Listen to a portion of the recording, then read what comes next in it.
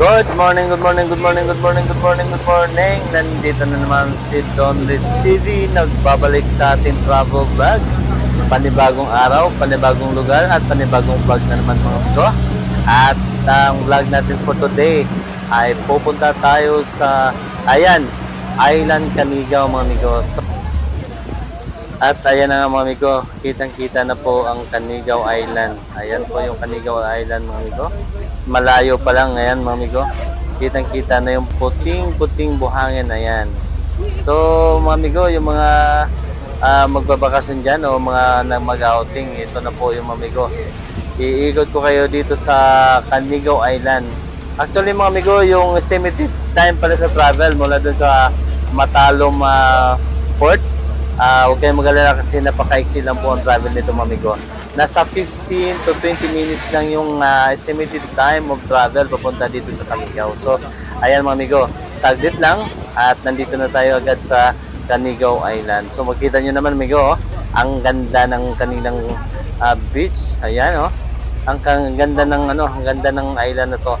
Kita nyo napakalinaw at napakaputi ng buhangin talaga. At ang daming mga puno, yun po ang pinaka-the best dyan. Maraming puno kasi malamig po yan mga amigo. Hindi tayo masyado mainitan kasi ayan, nandyan ng mga nag-outing na sa ilalim ng mga puno, naglalagay po yan ng mga tent. So mga amigo, bababa tayo at umpisahan na natin mag-ikot. Maya iikot ko kayo dito sa buong Canigao Island para po sa mga gustong makakita sa lugar at para magkaroon ng ideya. Ayan, sundan nyo na lang po itong aking video at panoorin nyo mga amigo. At sa mga bago pa lang lahat, sa mga hindi pa nag-subscribe dito sa aking channel, mga amigo, baka pwedeng i-subscribe nyo itong aking channel para naman sa mga friend natin na mga kailangan ng tulong sa pagdating ng panahon. Sana makatulong tayo mga amigo. At ganun din sa mga pag-subscribe nyo, parang nakakatulong na rin tayo doon sa mga kailangan ng pagdating ng panahon. So mga amigo, abangan natin at iikot tayo maya dito sa buong isla ng Canigao. Kita nyo naman kung gaano ka lang gaganda mga amigo. Sample pa lang yan. Iikot tayo maya mga amigo.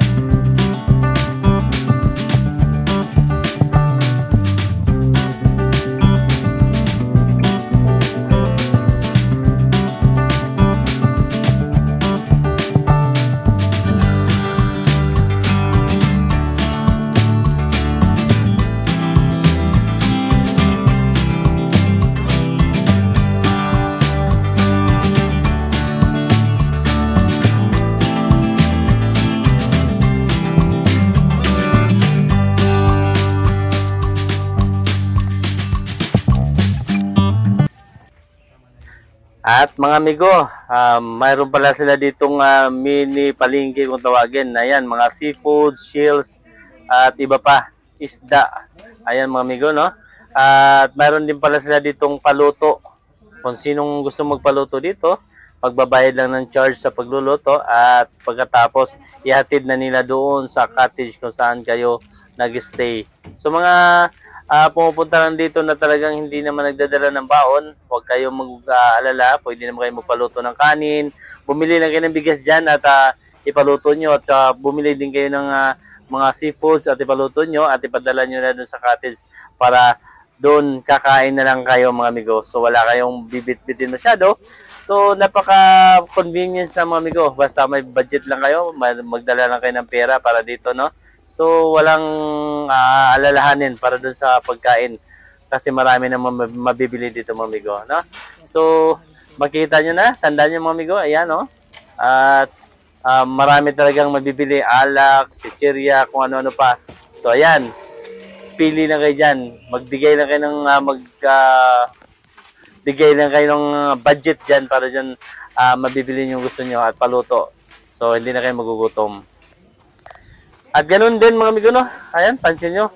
Mayroon din pala sila ditong mini chapel. Ayan, no? May chapel din sila sa mahilig mag-pray dyan. At siyempre, pwede na kayo mag-pray dyan, ano?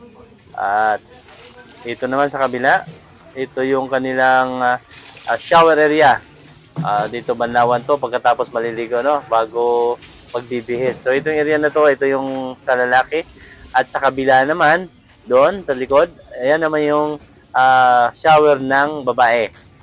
Okay, so napapansin niyo mga amigo, ito, mayroon ng grilling area. Ayan, kung sinong gusto rin magluluto, nagdadala ng mga pagkain na hindi pa luto at lulutuin pa lang, pwede na dito mga amigo. At marami namang grilling area dito, hindi lang ito mga amigo. Nandun sa likod, sa unahan, marami din. At ito mga puno, kita sinabi ko sa inyo kanina na may mga puno dito sa Canigao Island. Ayan po, no? So kung napapansin natin, ang lalabong ng mga puno. So kahit anong init ng panahon, hindi tayo maiinitan mga amigo kasi maraming puno. At kita nyo naman yan, ayan o, napakalinis din. Kita nyo, napakalinis.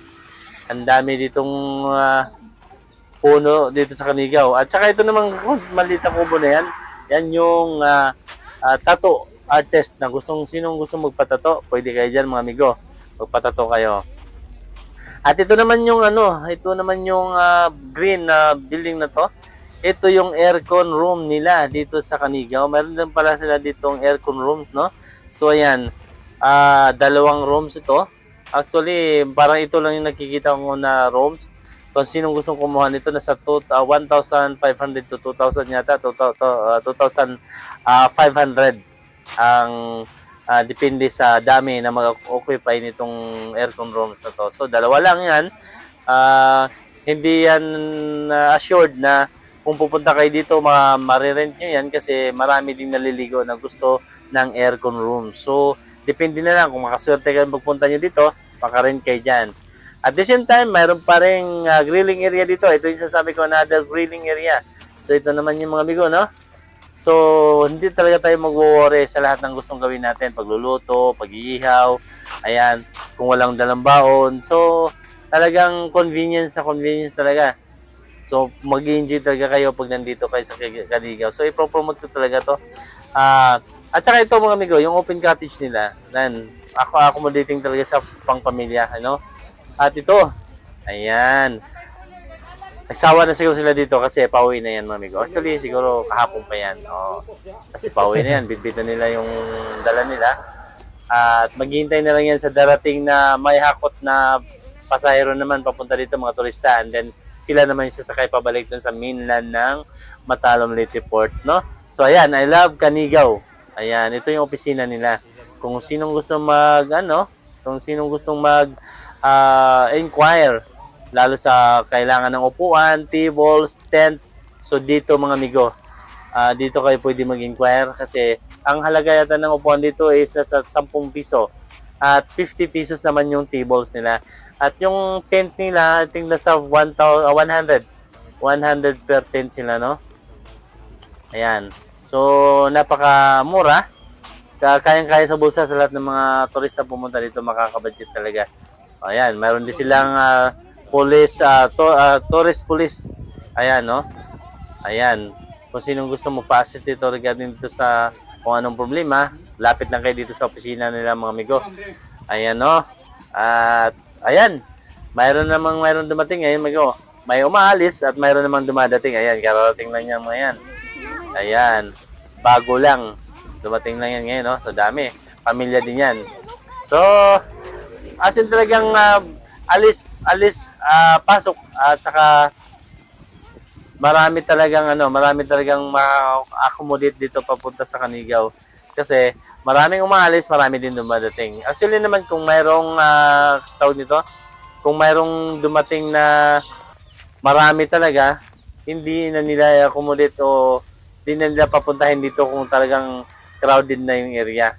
Kasi para sa safety naman sa lahat ng mga turistang nandito, kaya pinipigilan nila. So, Ayan mga amigo, ikot tayo dito. Ikot tayo dito sa area ng Canigao. Ito na itong area na to, papunta to sa likod. Ayan o, likod ng area ng beach nila. So, kabilang side dito mga amigo. Ayan, titingnan natin. Maikot na natin to. Ayan, ito na yun.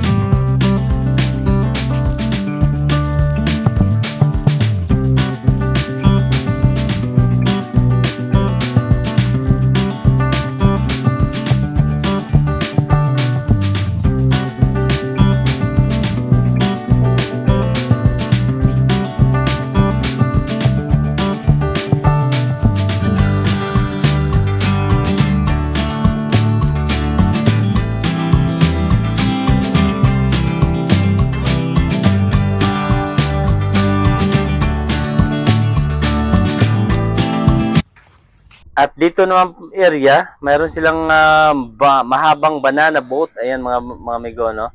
Kung sino yung mahilig magsakay-sakay ng ganito, pwede nyo rintahan yan per head. Pwede silang magpagamit yan per head yan. Iikot kayo dyan ng ilang minuto or ilang oras kung gusto nyo. At the same time, mayroon din silang tawag dito, speedboat or jet ski dito sa Canigao na pwede nyo rintahan per hour din yan. So, kayo na bahala kung gusto nyo pumunta mag-enjoy nyan. Kailangan nyo na lang ng budget para dyan mga amigo, no? So marami din kayong pwedeng gawin dito sa Canigao Island aside doon sa mag-relax ka. At dito naman amigo, no? Ito paikot na tayo pabalik doon sa entrance ng pinanggalingan kanina. Pagbaba natin sa bangka, ito nakikita natin ang lalaki ng puno, di ba? At ayan yung mga tent sa ilalim ng puno. So hindi talaga mainit yan mga amigo kahit anong init pa mula umaga hanggang hapon yan. Hindi kayo maiinitan, mag-enjoy talaga kayo mga amigo. So hanggang gabi yan, pwedeng dyan naman matutulog sa tent na yan. So kung hindi ayaw mag-cottage, may open cottage naman. So actually yung cottage naman mga amigo, no, marirent yan ng nagkalaga ng 300 to 500 ang per cottage yan. Depende sa laki. Mayroon din silang mas malaki, mas mahal. Okay mga amigo, no? So kita nyo ng mga bahay-bahay na yan, kumukubo ng open cottage yan.